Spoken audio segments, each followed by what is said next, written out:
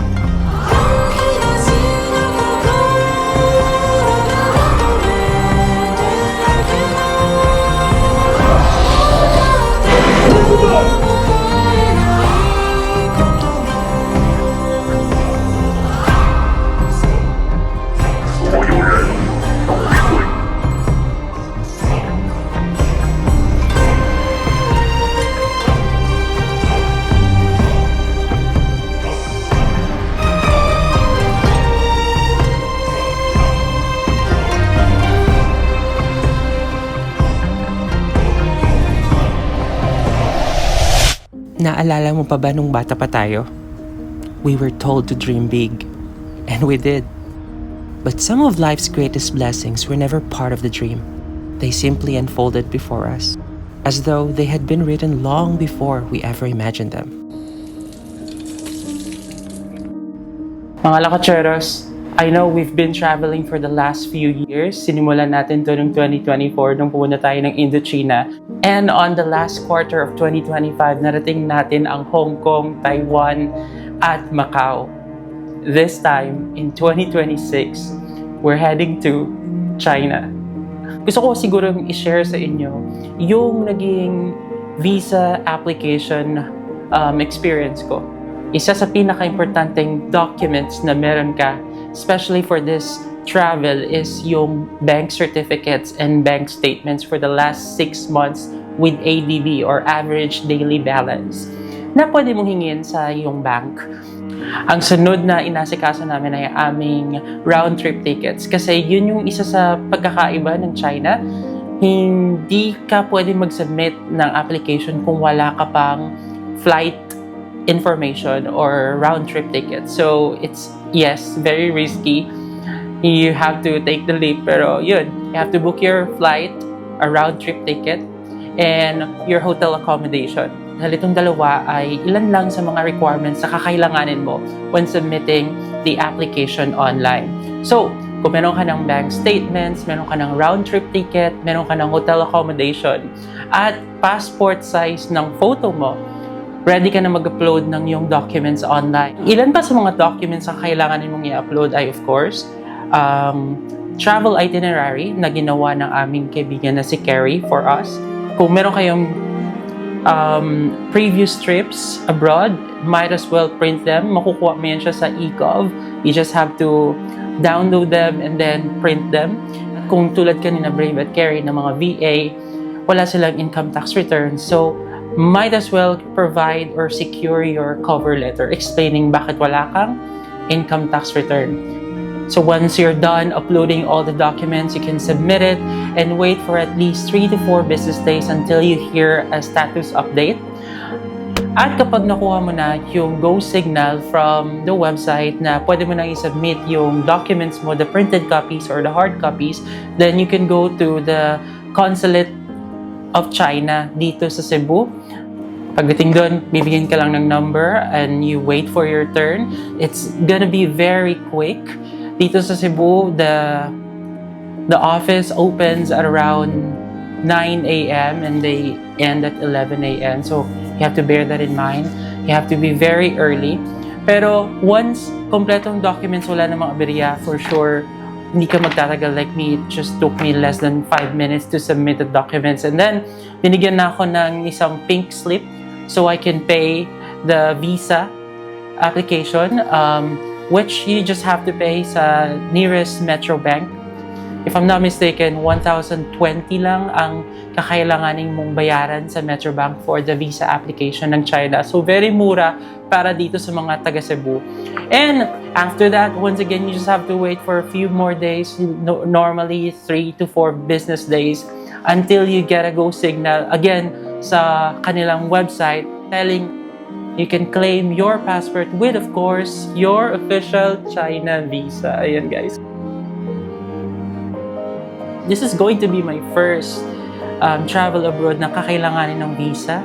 And I just can't wait to uncover what's in store for me once we get to Beijing and Shanghai, 2 major places na pupuntahan namin sa China.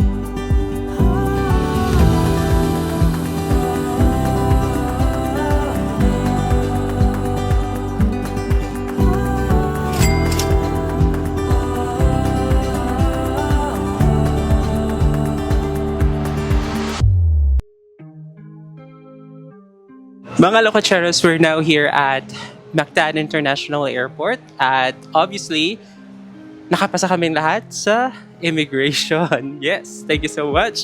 So, dito kasama ko ang aking mga travel buddies papuntang Beijing and Shanghai. Kasama ko ang isa sa classmates ko nung high school, si Josh. Tagalan naming magkakilala, di ba? And nakasama ko na rin siya one time sa Thailand, Cambodia, at Vietnam. Ngayon, babalik na siya, balik loob na siya, sumama na siya ulit. Kasi, welcome to you, kasi wala siya last year, di ba? Medyo nagpahinga siya last year. Ngayon naman, bago kong kasama, wow! Si Carrie ang assign sa aming itinerary. Siya yung gumawa at naghanda ng aming itinerary, guys. So, ito ay something new for me kasi I'm used to doing the itinerary for myself or for the group I'm traveling with. But this time, binigay ko lahat yon kay Carrie. Parang I surrendered everything to her and to God. So siya yung naganda ng aming itinerary. And of course, ang kanyang husband, ang aking college classmate and workmate, siya po ang tao sa likod ng B Creatives, ang color grade ng aking mga drone shots. At saka sila po ang tao sa likod ng Post Studios. Diba? Promotion. Diba? Tama. So this time, first time namin lahat magsama-sama papuntang Beijing and Shanghai. So my question is, how was your immigration experience? No questions asked for me. Wow. Bilis, no? May hininging documents. Wala. Sa'yo, Brave? E-travel lang. E-travel? E-travel. Pero wala akong napakita. Kasi wala akong Soft copy? Kasi siya yung gumawa. Asawa ko yung gumawa ng e-travel. Pero sabi niya, doon ko lang daw i-fix pag nakapasok na. Sila po ay mga frequent travelers. From bahay to grocery. So, ilang beses na po silang nagbabalik-balik sa Japan. Twice pa lang. Twice pa lang. Tapos nag-Taiwan na rin sila. O, diba? So, kinabahan ba kayo this time? Wala. Walang kabatol. Walang kabatol. Ako din. Walang kabatol kanina. Inip. inip ang naramdaman ko kanina. Kinabahan kami sa iyo. Kinabahan kayo sa akin? Ay, ikaw, kamusta naman? As a frequent traveler. Nag-ask na siya ng tatlong question. Yung first is, ano sa imong work? Yung sabi ko, Italian model, sabi niya. So, and then, sabi ko VA. Tapos, nag-ask siya kung ilang days. Sabi ko 10 days. Tapos, last question niya, kailan ka babalik? Sabi ko, 17. Tapos, ayun, binigay ko yung document ko. Tapos, stamp na agad. Anong document ang hiningi sa'yo? Yung lahat, binigay ko. You surrendered everything to? No, she never asked. I just gave it to her. Proactive na. Proactive ka. Oo, proactive. Kinabahan ka? Proactive is the key. No, Yeah, I feel yeah. no pressure right now. What? Ikaw, anong dugay kay Ang tagal nung sa akin kasi yung mag-ina sa harapan ko, parang may mga hiningi sa kanilang documents. Baby? Hindi. So, nung time ko na, ang tinanong lang sa akin is, saan yung final destination? Sabi ko, Shanghai. Oo, Shanghai. Sabi ko, Shanghai. Tapos, sabi niya na, saan nagtatrabaho? Sabi ko, yung company name. Tapos, tinanong niya, ilang years ka na doon? Sinabi ko, almost 7 years. Tapos, kasi parang, siguro siya, naisip niya na kasama ko yung mag-ina. Oo. Joke lang. Oo. Tapos sabi niya, Siya yung ama. ilan kayo? Thailand. May kasama ka? Sabi ko, yes, technically, 4 kami nga alis from Cebu. Yung isa na una na. Ganyan. Tapos sabi niya, tingin ng COE. So, hiningi ang COE. Tapos tinanong niya ulit, ilang years ka na ulit sa trabaho mo? Sabi ko to be exact, 6 years and 3 months. Ganyan, okay. Tapos hiningi niya na sa akin yung return ticket. Okay. Tapos yun na. Wala nang ibang tanong. Tulad ka. Hindi ako kinabahan. Mas nainip ako. Oo. At saka, ewan ko, for some reason, I have that confidence na hindi ako ma-deny kasi may visa na. Ewan ko, siguro talaga every year, nagbabago yung experience mo sa immigration. Depende sa tumamang immigration officer sa'yo. Kasi may mga times na wala talagang tanong. Yes. So yun, guys, we're just waiting for our flight na around 12, no? So, yun. Papunta muna kami ng Hong Kong. Meron kaming about 3 hours layover bago kami makarating ng Beijing. So, kanina, we actually activated our eSIM. Yung eSIM namin, we got it from Klook.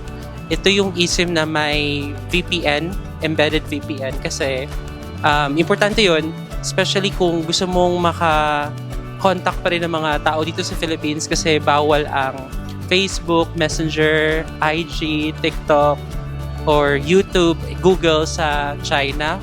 That's part of their regulation to parang control the data and information na spread online, pati mga contents. Kaya we need eSIM na pwedeng mabypass yung Great Firewall of China.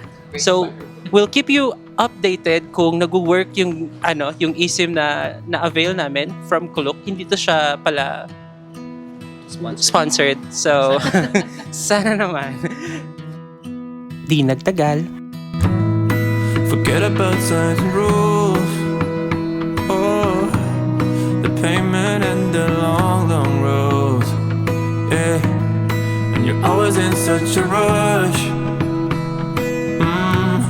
With your life playing from the stereo. Oh.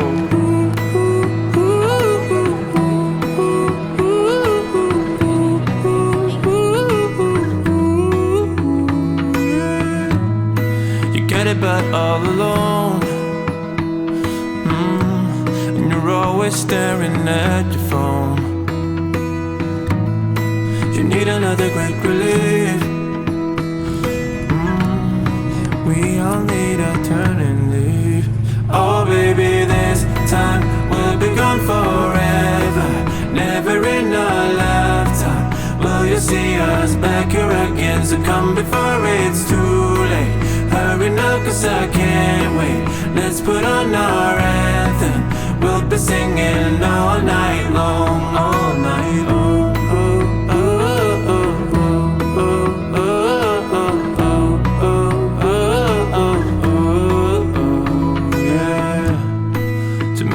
chasing the stream. Down the boulevard of broken dreams. So we make a little change in pace. A minor shift of time and space. Oh baby, this time will be gone forever. Never in our lifetime will you see us back here again. So come before it's too late. Hurry now, 'cause I can't wait. Let's put on our anthem. We'll be singing all night long. Oh baby, this time will be gone forever. Never in our lifetime will you see us back here again. So come before it's too late. Hurry now, 'cause I can't wait. Let's put on our anthem. We'll be singing all night long. All night long. So mga Lococheros, nandito na kami ngayon sa Hong Kong International Airport. Dito kami magkakaroon ng 3-hour layover. Nakarating kami around 3:30 p.m. At ang next flight namin papuntang Beijing ay at 7:30? 7. Boarding time is 6:30. Oh. So, dito kami ngayon sa kanilang... Ano tawag dito, Brave? Canteen. Food court. Food court, yeah. Kumain, uminom ng kape kasi nakakaantok na. At most likely makakarating kami ng Beijing around 10 p.m., no? 3 hours. Mga 10 p.m. Habang hinihintay ang aming connecting flight patungong Beijing, we filled out the arrival form online.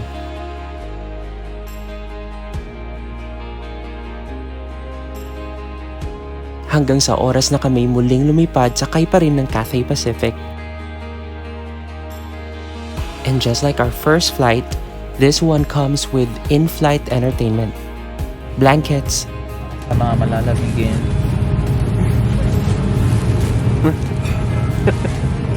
at ang pinaka-hinihintay naming lahat, ang complimentary in-flight meal. At pagkatapos ng 3 oras, we finally landed in Beijing, China. Paglapag na paglapag, agad kong chinek ang eSIM kung gumagana nga ang Facebook, IG, at TikTok.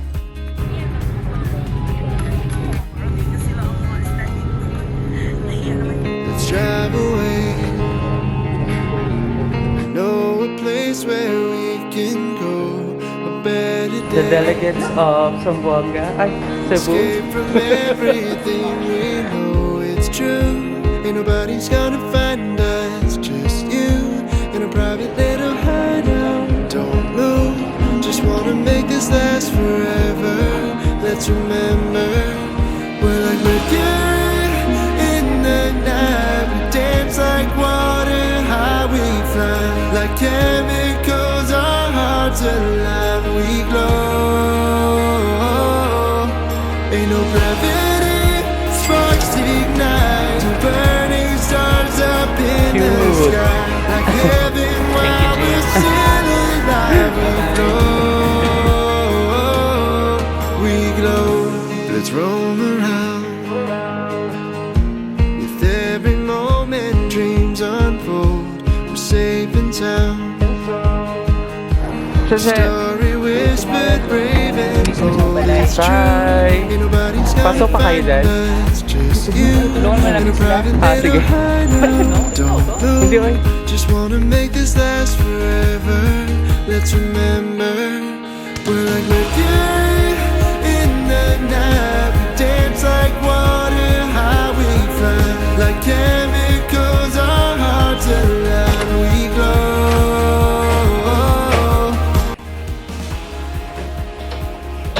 Yes, we're here. Saan ka? Dito ka agad.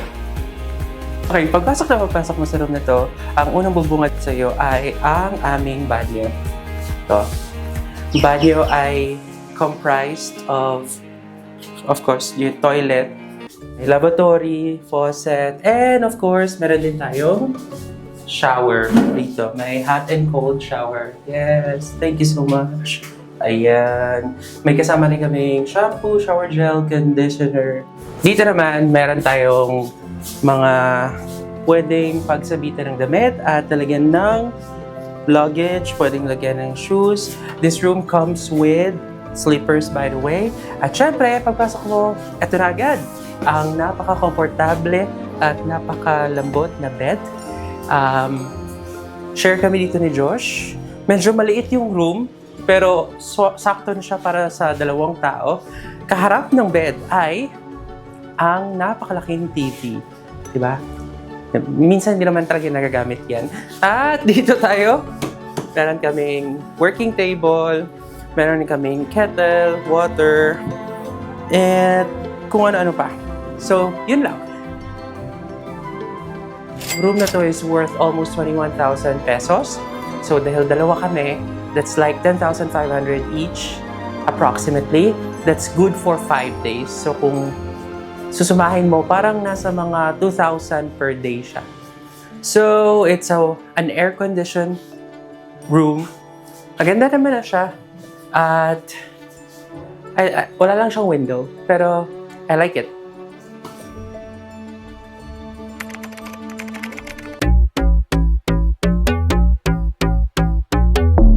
I need to speed it to feel alive. Ain't no limit, I just wanna drive. The next morning, maaga kaming gumising upang mag-breakfast sa katabing McDonald's. Nagbayad gamit ang Alipay ng walang kahirap-hirap.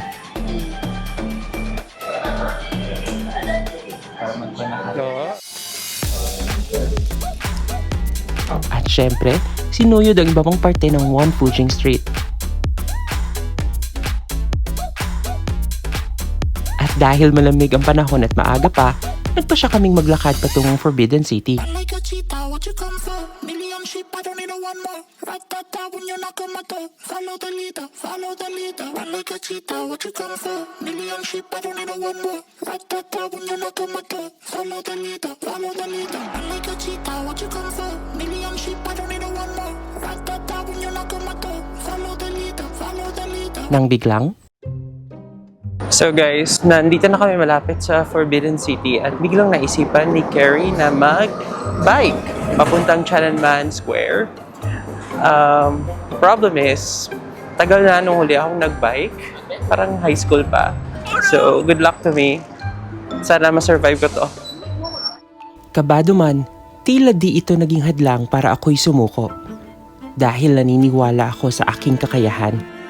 Makan mo lang. Yan ang pinakababa. Sige. Baby steps muna.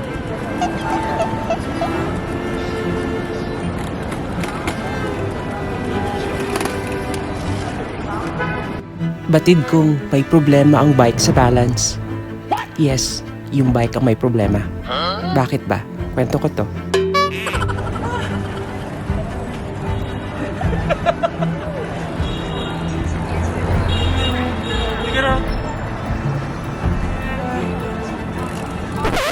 Kaya yan, let's go. Kakayanin, okay? It's either makabangga ako or ako mababangga. Sige. Sana maintindihan nila. It was like years ago nung uli akong nagbike.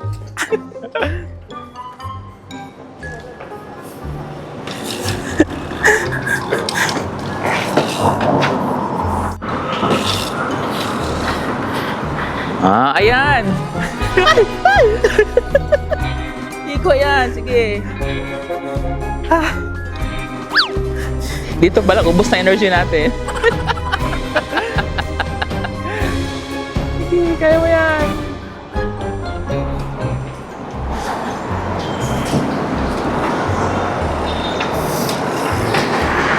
O, diba? At matapos ang ilang minutong practice, Tutuyok ka diri. Ay, kita ko ba? Kasi, ako sa una, tapos si Carrie, James sa sigaw sa likod. Kaya, tayo na to ha. So, Chang'an Street tayo. So, ang mangyayari, tatawid tayo dito, sa pedestrian, then papuntang traffic light, tabi traffic light, pag-right, straight na lang, papuntang Chang'an Street. ang daming liko. Yes. Parang Pero, Basically, traffic one light, street lang siya. after ng traffic light na yan, straight na lang. Tapos iwan na natin to doon.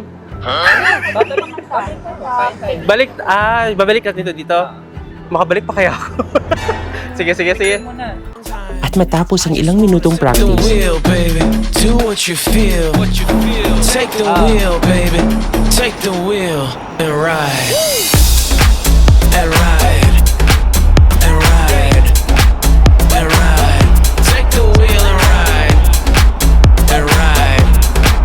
And ride. And ride. Take the wheel and ride.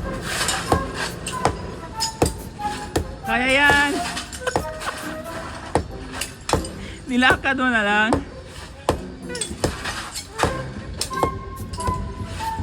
Sige, try mo ulit.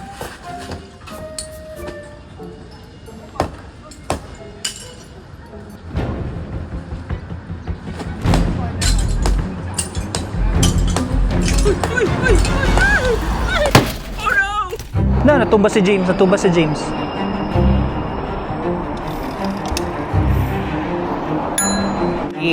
Na-damage. May naiwan? Magnet? Check muna natin dito. Akyat muna natin. Baka nandito lang.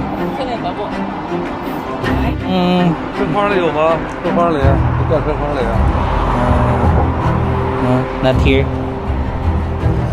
Anong kuan mo? ano naman? Pag-bike o hindi na? Ituloy ko na lang. Okay, sige. Sana si Josh? Nasagi ko si Kuya. Buti na hindi siya nagalit.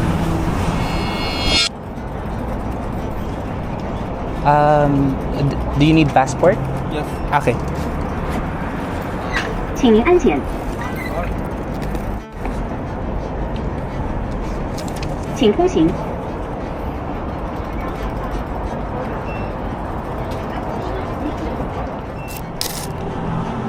Si James.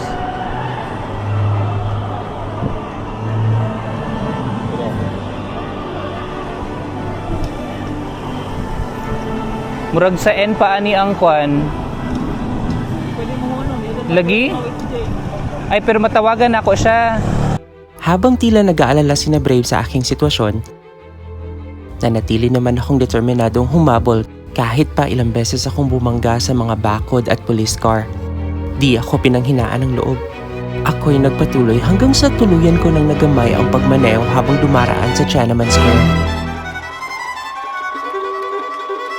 Tila napansin naman ako ng mga taong naroon at nagsimulang magbigay ng suporta. Siyempre, that's an exaggeration. Ang totoo niyan, ilang beses akong sinita ng mga guards. Hanggang sa... Pinahanap ko siya ng kwan ba, parang shade. Hanap na lang tayo kung saan to maiwan, tapos magdidi na lang tayo pabalik. Okay.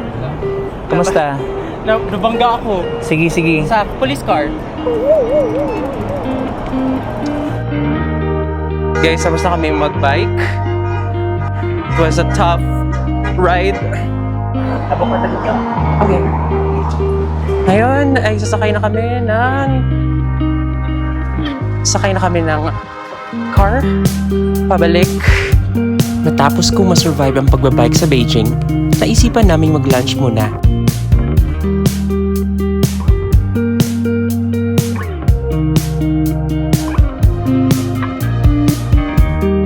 At dito, sa CJ Minfood, una naming nakasama si Jazel. At na-try ang sikat na pagkain sa China, ang Peking duck.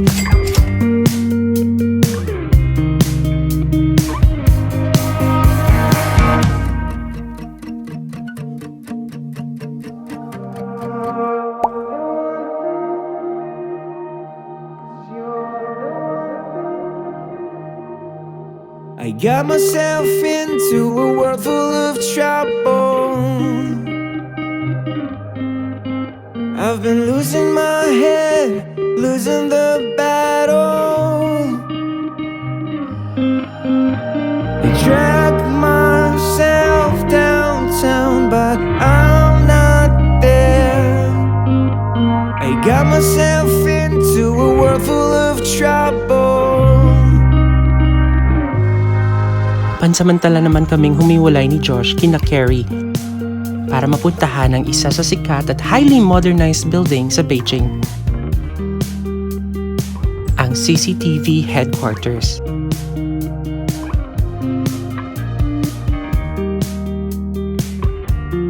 Habang sina Jazel, Brave at Carrie naman ay nag-tour naman sa loob ng Forbidden I City. reach for the stars, but I cannot go higher.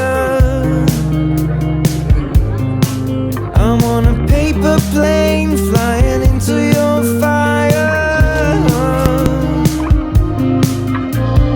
Wearing faces and pretend I'm fine. I reach for the stars, but I cannot go higher. Para sa'yo, Brave, how's China so far? Ito yung travel na hindi namin masyadong ni-study kung ano yung i-expect sa mga lugar. In-avoid namin para may element of surprise pa rin. As a powerful choleric and someone who tends to obsess over every detail of a trip, this journey made me appreciate the value of being a team player even more. I am grateful that Carrie planned almost everything because for once, I get to enjoy China not as the planner, but as the follower. There was something liberating about not knowing exactly what would happen next or what sights awaited us around the corner. Dito na kami malapit sa Forbidden City at biglang naisipan ni Carrie na mag-bike papuntang Tiananmen Square.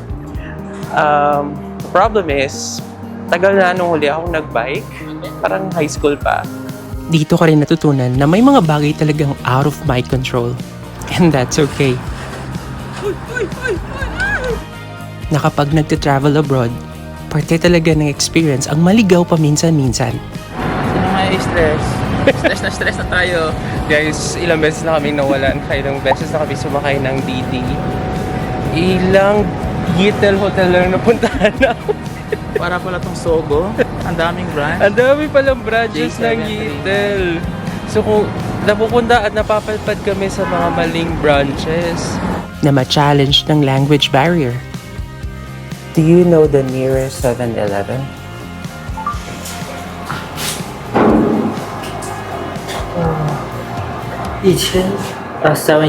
Yeah. Lumabas na kami saglit kasi nagutom kami, so bumili kami ng makakain. Ang hirap lang dito, guys, kasi hindi sila Marunong mag-English. Totally, hindi. Ang So kahit may translation, minsan hindi pa rin nagkakaintindihan. So kami na lang mag-a-adjust. So ewan ko kung paano namin ito makakain. O magkaroon ng mga unexpected detours. And again, that's okay. Because every travel doesn't have to be perfect. Minsan, yung mga bagay na hindi naaayon sa plano, ang siyang nagbibigay ng pinakamagagandang kwento at pinaka-memorable na moments.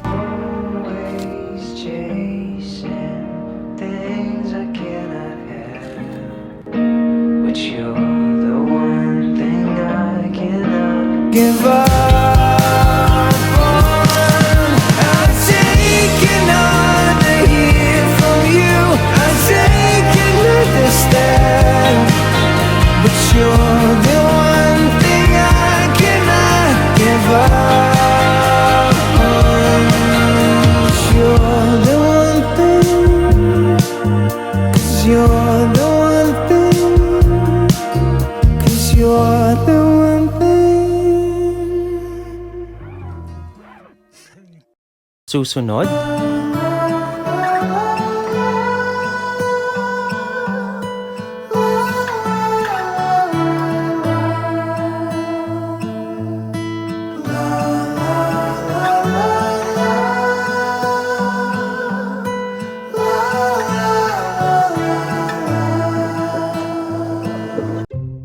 so may swords pala ako, guys. Actually, dalawa. Swords. Or Siguro, doon na pwede lang. nang isa sa akin, no? Akin ang isa. Parang ayoko nito.